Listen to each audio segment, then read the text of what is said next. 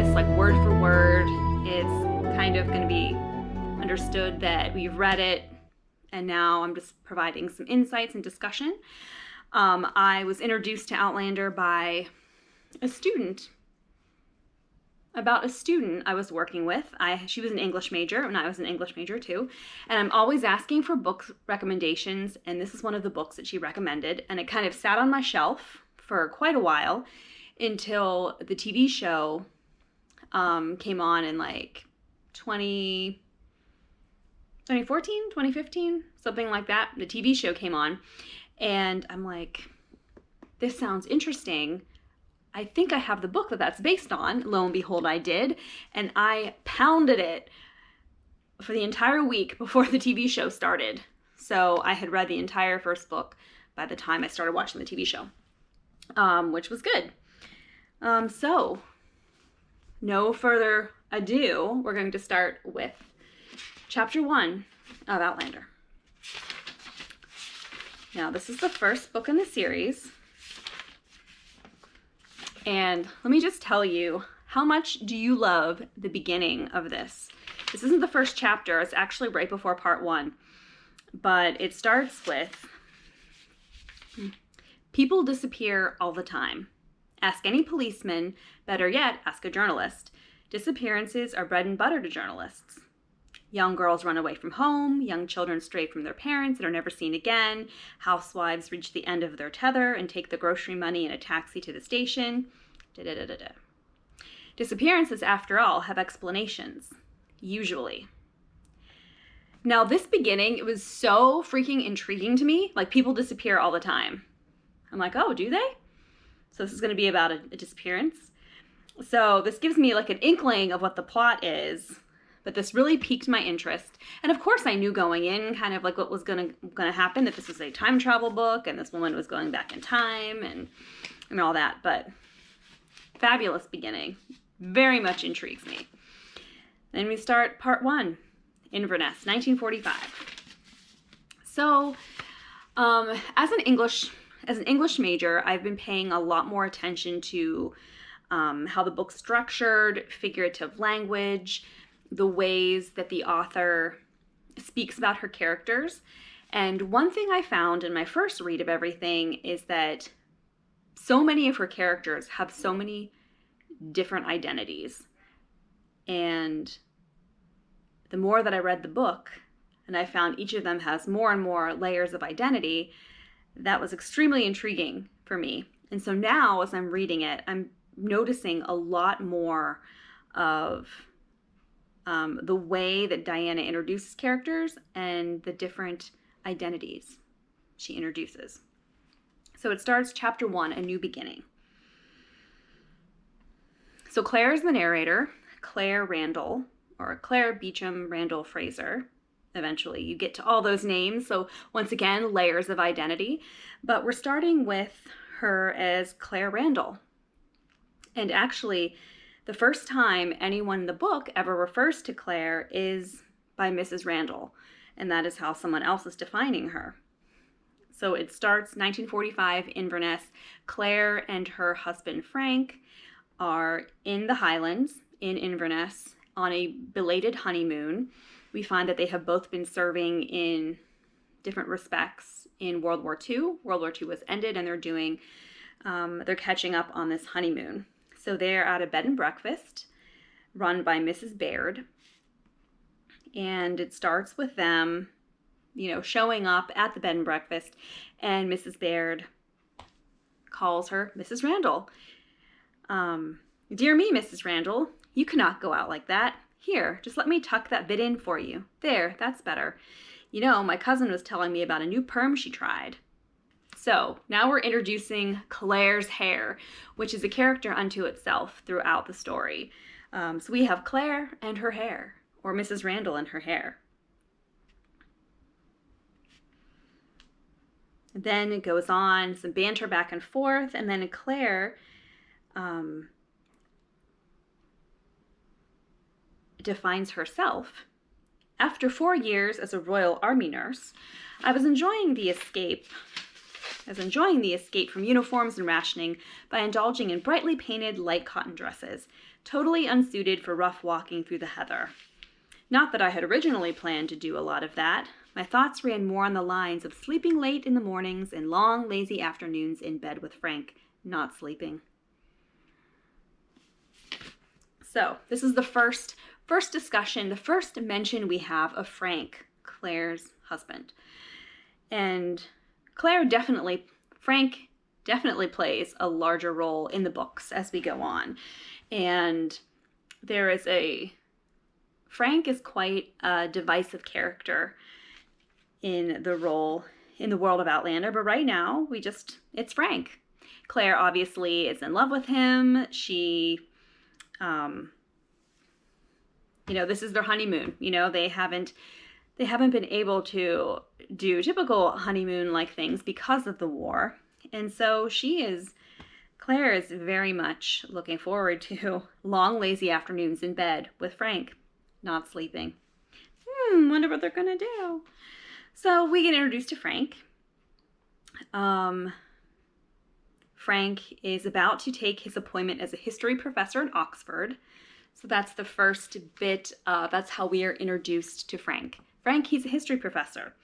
They are there in the Highlands as a place to holiday, not only to have a romantic honeymoon, but of course Frank has a utilitarian reason for wanting to go to the Highlands. He is a historian and genealogist, and he wants to go an ancestor of his, who we later meet, and he plays a big role in the story.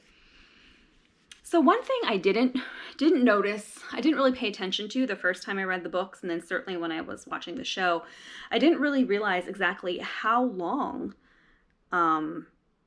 Claire and Frank had been married. So without discussing it, I think we both felt that it was a symbolic place to reestablish our marriage, the Highlands, that is. We had been married and spent a 2-day honeymoon in the Highlands shortly before the outbreak of war 7 years before. So they had honeymooned 7 years before in the same place. So 7 years, a 7-year marriage. And I couldn't help but think, isn't 7 years like seven is the number of completion? So knowing what we know about the book moving forward, I mean, essentially, it's a period of completion. So it kind of makes sense that maybe Claire disappears and goes into a different chapter of her life. But at this point, Frank and Claire are great. They're in the Highlands, second honeymoon, bow chicka wow wow. But that's what Claire has in her mind. But Frank's like, must study history. So, but he is kind of amorous with Claire. The funny thing is there's a little bit of banter back and forth about Frank, and this actually made it into the show, which I really liked. This bantering back and forth about, Claire is a little bit more amorous than Frank, and she wants to spend the honeymoon doing honeymoon things. And Frank is just kind of like, that's all well and good, but I'm here to study history. And, they do make love a couple times, but she's kind of like, come on, 2 minutes? The 2 minutes doesn't deserve any more than a giggle. And Frank replies, inconsiderate little wench. I came here for a rest, remember? Lazy bones, Claire says. You'll never manage the next branch on your family tree unless you show a bit more industry than that. This is some interesting foreshadowing. If you're looking at the character that we know is going to come along, Blackjack, who is the ancestor that Frank is researching, that sentence about not managing the next branch on their family tree is pretty interesting. So, according to one of the filthy scraps of paper Frank lugged to and fro, some tiresome ancestor of his had something to do with something or other in this region back in the middle of the 18th, or was it 17th century? Tiresome indeed. So, foreshadowing about Mr. Blackjack Randall, who we will be introduced to in a little bit. All right, so we are introduced to our protagonist, Mrs. Claire Randall, and her husband Frank. And we've established why they're here, what's going on, the setting, Inverness, 1945, bed and breakfast. We find that Frank is going to meet with the Reverend Dr. Reginald Wakefield, vicar of the local parish. Interesting things there. He's a reverend and he's a doctor. I honestly think it's an academic doctor. Don't think it's medical. So then they start talking about Jack Randall. You know, I love names and trying to figure out why certain names are used for certain characters in certain places. And of course, the book itself is set in, it's historical fiction. So there are real places and real people that figure in the pages. But I always love figuring out the names and seeing if there is some kind of what the connotation and denotation of the names are. And I know Diana has written prolifically about her writings and why she did certain things in the text, but I really like looking at all the different layers. So we were first introduced to the full name of Jack Randall, Jonathan Wolverton Randall. Wolverton for his mother's uncle, a minor knight from Sussex. He was, however, known by the rather dashing name of Black Jack, something he acquired in the army, probably during the time he was stationed here. Now, Black Jack. I think it's really funny, first of all, how the name is Jonathan Wolverton Randall. So wolf, has a pretty big connotation of carnivorous, ravenous forest creature, a wolf. And once we actually meet Jack Randall and learn a little bit about his MO and what he does around the Scottish countryside, that's a pretty apt middle name, Wolverton, in there. And then we're actually introduced to the nickname Black Jack, and Black Jack Randall, and about setting the scene for something to come, so more foreshadowing about being commended by the Duke of Sandringham during the Second Jacobite Uprising. Bonnie Prince Charlie in that lot, says Frank. And then we hear the first time we hear the word Sassenach. So Claire says that she distinctly heard the barman at the pub last night refer to us as Sassenachs. Well, why not, said Frank. It only means Englishman, after all, or at worst, Outlander, and we're all of that. So we kind of get the title of the book. We learn a little bit about Sassenach, how it's kind of a derogatory name. The Scottish people call Outlanders or people not from Scotland Sassenach. And it's also interesting that later on in the book, as Claire begins her second chapter, goes through the stones, she meets someone who kind of flips that around and takes the Sassenach, that's a derogatory term, and turns it into a term of endearment, which I think is fun. And then we also get Outlander, so now we know why the book was called Outlander. All right, and here is something interesting that I noticed. So Frank is ready to go off and have his meetings. And this is the first time that someone refers to Claire as Claire. And we're already onto page 7 of the story. Well, don't try to get arrested, Claire. The dean of St. Giles College wouldn't like it at all. So this is the first time her name is actually spoken, and it's her given name, not Mrs. Randall. So I thought that was really cool. So I thought that was interesting. It took 7 pages in order to get that. All right, so Frank goes off to his meeting. Claire is walking around town and thinking a little bit about not having a house of her own to keep. And she talks about never owning a vase or a vase in her life. They had lived nowhere long enough to justify the purchase of such an item. Had I had such a thing, I reflected, Uncle Lamb would have filled it with potsherds long before I could have got near it with a bunch of daisies. And then she segues into her uncle, Quentin Lambert Beecham, Q to his archaeological students and his friends, Dr. Beecham to the scholarly circles, but always Uncle Lamb to me. So once again, we have one character, lots of names, and lots of identities, depending on to whom you were speaking. So archaeological students called him Q, Dr. Beecham for the scholarly people, and then Uncle Lamb for Claire. And so we learn that Claire is an orphan and that she goes to live with her father's only brother, Uncle Lamb.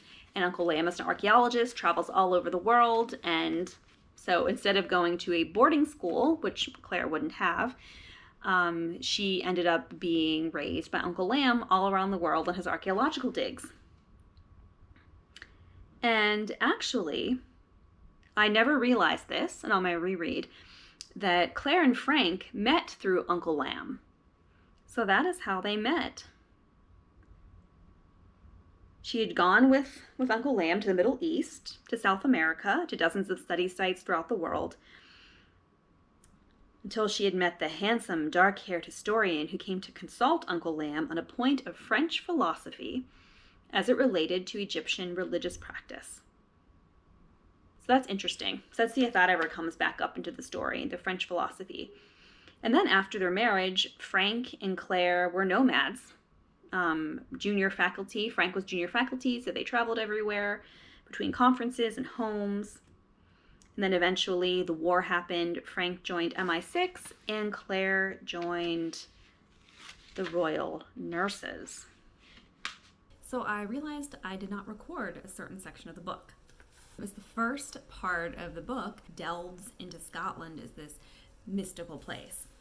So coming back to Mrs. Baird's B&B, Frank and Claire encounter this blood stain on the front steps of the Airbnb. First of all, Claire thinks it's a murder, and Frank, like a dutiful husband, goes around poking around to see if there are dead bodies behind the fence. And lo and behold, Frank knows the answer. Frank, ever the historian, reveals that it's probably a ritual sacrifice of a black cock. Yes, a rooster. There's no place on earth with more of the old superstitions and magic mixed into its daily life than the Scottish Highlands. Church or no church, Mrs. Baird believes in the old folk, and so do all the neighbors. So they peruse around the neighborhood and see that there is indeed a matching stain on many front stoops of the houses. And so there's a little bit of a discussion about that it was an ancient ritual that ensured that this ancient ritual that in order to ensure that your new building was going to be safe and everyone inside it happy, that you had to make a sacrifice to the regional earth spirits. And so it used to be a person, says Frank, but now they have been relegated to sacrificing a chicken or some other small animal. So Frank is kind of funny. He strikes me as one of these people who starts off every second with, well, actually, and then proceeds to tell you a whole bunch of things that you didn't know that you didn't need to know. And that's funny that Frank is portrayed this way, or at least I interpret him as being portrayed this way. Whenever you move forward into the books and Claire goes into the past, she becomes the person that's constantly starting sentences with, well, actually, this is how it goes, or this is how it's supposed to go, and I know, because I'm from the future. But this time it's Frank's turn. So, we've pretty much established that there's something mystical and creepy going on in the Scottish Highlands. And Claire likes plants. So while Frank is meeting with the vicar, talking about history, Claire catches up with Mrs. Baird on a bench by the window, and she is talking to Mr. Crook, an elderly man. And there was some discussion about how Claire is really interested in botany, even though Frank, perfunctorily described the whole sacrifice of the chicken and talking about the holidays where the veil between the living and the dead shrink and then ghosts can be seen and traipse about. The way it's written about makes me think that Frank is really practical about it, and it's just like, oh yeah, that's what historians say, but I don't really believe it. Whereas it seems Claire is a bit intrigued about that. So I was reluctant to mention the cock's blood on the doorstep myself. But if Frank suffered from no such reticence, questioned her eagerly as to the background of the custom. "I suppose it's quite old then?" he asked, swishing a stick along through the roadside weeds. "Oh, aye," Mrs. Baird waddled along at a brisk pace. "Older than anyone knows, Mr. Randall, even back before the days of the giants." "Giants?" I asked. "Aye, Finn and the Fane, ye ken." I don't know what Finn and the Fane is, but I should probably look it up. "Gallic folk tales," Frank remarked with interest. "Heroes, you know, probably from Norse roots. There's a lot of the Norse influence round here, and all the way up the coast to the west.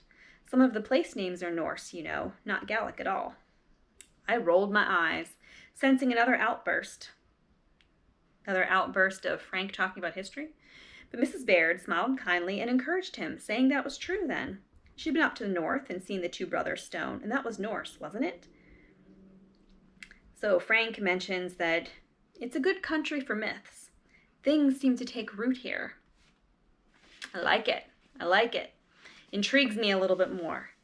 They're walking, returning home. Frank has another appointment with someone else to talk about historical records, so Claire decides to go back to the bed and breakfast. Claire is getting ready to go to bed, getting ready for Frank to return home from his trip to go see the second historian. And there's lots of discussion about her hair, so she's like brushing her hair, but then she notes something a little eerie going on. So this sets the ambiance that further backs up the mystical element of the story. The wind was rising, and the very air of the bedroom was prickly with electricity. I drew the brush through my hair, making the curls snap with static and spring into knots and furious tangles. My hair would have to do without its 100 strokes tonight, I decided. I would settle for brushing my teeth in this sort of weather. Strands of hair adhered stickily to my cheeks, clinging stubbornly as I tried to smooth them back. So no water in the ewer. Frank had used it, tidying himself up. So instead, she picks up her bottle of L'Or Bleu and pours a puddle in her hand and rubs it through her hair. So I bet she really smelled strongly of this. But then there was a sudden flash close at hand, with a crash of thunder following close on its heels, and all the lights went out. Cursing under my breath, I groped in the drawers. Somewhere I had seen candles and matches. Power failure was so frequent an occurrence in the Highlands that candles were a necessary furnishing for all inn and hotel rooms. So she's, getting ready. There's thunder, adding some ambiance, some like spooky ambiance. It was a dark and stormy night, that kind of thing. So in comes Frank. "What's the matter?" I said. "Seen a ghost?" "Well, he said, "I'm not at all sure that I haven't." So she's like, "What? Bit blustery for a ghost, I'd think," I said. "Don't they like quiet, misty evenings in graveyards?" "Well, I dare say it's only Bainbridge's stories, plus a bit more of his sherry than I really meant to have. Nothing at all likely." Well, now I was curious. "What exactly did you see?" I asked, settling myself on the dressing table seat. I motioned to the whiskey bottle with a half-lifted brow, and Frank went at once to pour a couple of drinks. "Well, only a man, really," he began, measuring out a jigger for himself and 2 for me, standing down on the road outside. "What, outside this house?" I laughed. "Must have been a ghost then. I can't feature any living person standing about on a night like this." So, dun dun dun! We have probably the most asked question in the entire book series and the entire TV series. Who is the guy that Frank is talking about? And we later learn that this was a guy looking up at the window that Claire was in. My window? How extraordinary! I couldn't repress a mild shiver and went across to fasten the shutters. Yes, I could see you myself from below. You were brushing your hair and cursing a bit because it was standing on end. In that case, the fellow was probably enjoying a great laugh, I said tartly. And Frank shook his head. No, he wasn't laughing. In fact, he seemed terribly unhappy about something. Not that I could see his face well, just something about the way he stood. I came up behind him, and when he didn't move, I asked politely if I could help him with something. He acted at first as though he didn't hear me, and I thought perhaps he didn't, over the noise of the wind, and so I repeated myself, and I reached out to tap his shoulder to get his attention, Before I could touch him, he whirled suddenly around and pushed past me and walked off down the road. "Big chap," said Frank, "and a Scot, in complete Highland rig-out, complete to sporran and the most beautiful running stag brooch on his plaid. I wanted to ask where he'd got it from, but he was off before I could." So Claire makes a comment, well, that's fine, you know, if you see people in Highland gear, I mean, you are in the Highlands after all. "No," Frank said.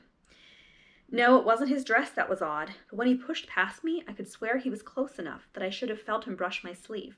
But I didn't. And I was intrigued enough to turn around and watch him as he walked away. He walked down the Garside Road, but when he'd almost reached the corner, he disappeared. And that's when I began to feel a bit cold down the backbone." Okay, so this is perhaps the question that I see most on Outlander forums for the book and the show. And there's even like this meme that goes around about it. Who is this person that is staring up at Claire? And what is the whole point? And da-da-da. Like, if you see the TV show, it totally looks like Jamie looking up at her. So I probably would guess that it's Sam Heughan, the actor. They put it up there to make it seem like Jamie. They shot a scene with him looking up at her in the room to definitely foreshadow that it is Jamie. But Diana says that no one will know until the last book, and then we'll find out who it is. If it's not Jamie, who is it? Like, that seems like the only logical choice. But anyway, we have the mysticalness, and it kind of swaps, they kind of swap roles. Like, at first, Frank seems very matter-of-fact and analytical and academic, just telling people about these sacrifices that are happening. And Claire's like, ooh, that's a little bit interesting. Ooh. But now, Claire's been told, hey, some like freaky guy that disappeared was staring up at you in your room during a thunderstorm. And she's like, oh, it's probably just a Scot walking around. We are in the Highlands. And Frank's like, no, he brushed past me. I didn't feel it. I turned around. He disappeared. So role reversal a little bit. But then we find out in the story, in the books and everything, we know Claire is like very scientific, more matter of fact, less mystical. So perhaps establishing that. Then we segue into Frank being like, hey, whenever you were a nurse, did you have any Scots in your charge, Claire, at the field hospital? Of course, she says. Then she, figuring out what Frank is insinuating, like, hey, did you have any kind of relationship with any of these Scots? And now the war's over, they're coming back to see if you're free. So I think there's a little insinuation from Frank that this was some guy from a patient of Claire's, and now he's come back after the war to rekindle their relationship. But Claire's like, no. And she tells all these elaborate stories rather quickly about there was this guy and there was that guy, but nothing happened. Frank says, oh, just when I saw that chap outside, it occurred to me that he might have been someone you nursed. Perhaps maybe heard you were staying here and came along to see, something like that. Maybe he didn't want to particularly run into me. Romantic interest. There's some banter back and forth. Frank's insinuating infidelity. Claire's like, what? It was 6 years, and we only saw each other 3 times, and only just for the day that last time. It wouldn't be unusual if, and I mean, everyone knows doctors and nurses are under tremendous stress during emergencies, and I would understand if anything of a spontaneous nature. And then Claire is like, whoa, hold a minute. And she jumps off the bed. Do you think I've been unfaithful? Leave the room this instant. Leave the house. How dare you imply such a thing? So we see her temper. Temper's flaring. And then after he just insinuated this, he's like, no, I don't think any such a thing. But Claire's still like, you said something insulting.